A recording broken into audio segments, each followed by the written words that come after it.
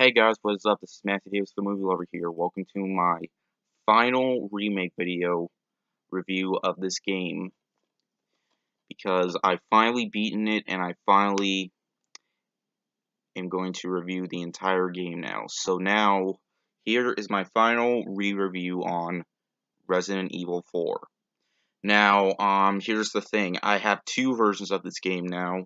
I didn't do an unboxing or video game update with this, but I got the Xbox One version. Now, why did I get the Xbox One version? Because my PS2 doesn't work. Well, here's the thing. Resident Evil 4, my PS2 copy, it works fine, but I'm worried with all the scratches and stuff that I might not be able to finish the game. And pretty much I have to start the game all over again because I don't have enough ammo. So pretty much I decided to double dip and got the Xbox One version. And I like this cover a little bit more than the PS2 cover. But anyways, Resident Evil 4. This is one of my favorite games of all time, and I'm finally going to talk about the game without having to make another video of it. So let's get into it. Now, Resident Evil 4, you play as Leon Kennedy, and you have to go on a mission to save the president's daughter. And there are multiple villains in the game that try to kidnap her, and you basically have to get her back. Now, pretty much one of the only complaints, which isn't really a complaint since, sometimes there are some helpful uses to basically Ashley herself. She is annoying as hell, and she can't even defend herself, but she's not the worst escort mission in a video game ever. You can easily just put her in like a trash can or a dumpster or whatever, and they won't find her, which is helpful. And you don't have to defend her throughout the entire game. She can just, she gets taken, which will give you a break from her, thank God. So that's not really that much of a complaint, but that is basically the plot. Now, at the time, the game didn't have a lot of expectations for fans since it's been in development for a few years, and the zombies were replaced by infected villagers, but mainly, the game became the best in the series. Sometimes fans hate on this game because of the sequels it follows, basically. Whatever the hell that means, but all in all, this is still the best in the series, in my opinion. You know, this, it's one of the best, third-person shooters.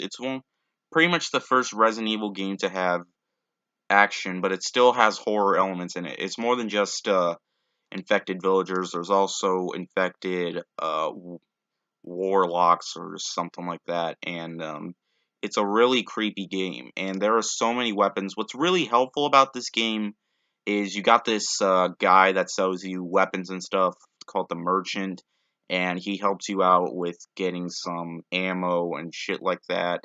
Well, not really ammo, just weapons. Like you can upgrade your weapons, and that's another thing I really like about this game. You can get points, which they're really easy to get. You just whenever you kill someone, they'll drop some herb or some spray or ammo, which is very helpful. And this game gives you just enough ammo to beat, so you can beat the entire game without any complaints. And let me just say, this definitely has the best graphics, and I gotta say, they look better than ever before. This is basically the same game, but with more enhanced graphics. And let me just say, it's really satisfying once you beat the game, because if you decide to play it again, when you go to the merchant, he'll give you some weapons that have infinite ammo. I haven't replayed the game after I beat it, so I don't know exactly for sure, but one of the most difficult things about this game is you got this guy called Dr. Salvador, who is an enemy that isn't in the game that much, but he can kill you with one hit if you're too close to him or if he's too close to you. He'll slice your head off with one hit, and it takes multiple hits to kill him.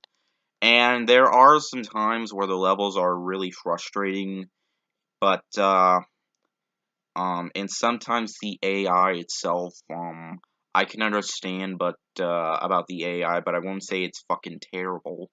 But for the most part, sometimes the AI works and sometimes the AI doesn't. But it has all right AI, but that's not really a big complaint. It's still very playable, and the aiming mechanics and the controls work very well. It takes a while for you to get used to like the trying to target them, because you have to target with a laser, not like a circle or something, a dot like in the middle of the screen or something. But it's really easy to do that once you get used to it. All in all, I could say without a doubt Resident Evil 4 is an amazing game. I love everything about it. It is my favorite in the series, and it is one of my favorite games of all time. Its replayability is very worth replaying again, and it certainly will always remain, with at least in my opinion, the best Resident Evil game. I don't think there'll be even another game to top it. If a new game comes out, I know it won't be as good as this. I really liked Resident Evil 7. I even liked that game a little bit more than the remake. But that's still not as good as this. And I can say it wasn't as good as Resident Evil 2, but all I can say is Resident Evil 4 is a masterpiece of a game. I love every everything about it mostly, and besides those issues, they're not really complaints I had with the game. I'm gonna give it a 5 out of 5. So yeah, in fact, you can get this game on pretty much every console now. It was originally for GameCube, and now it's on, and then it was released to PlayStation 2, and then Xbox 360, PlayStation 4, PlayStation 3, even the Wii and Xbox One. It's pretty much almost on every single console except for handheld devices.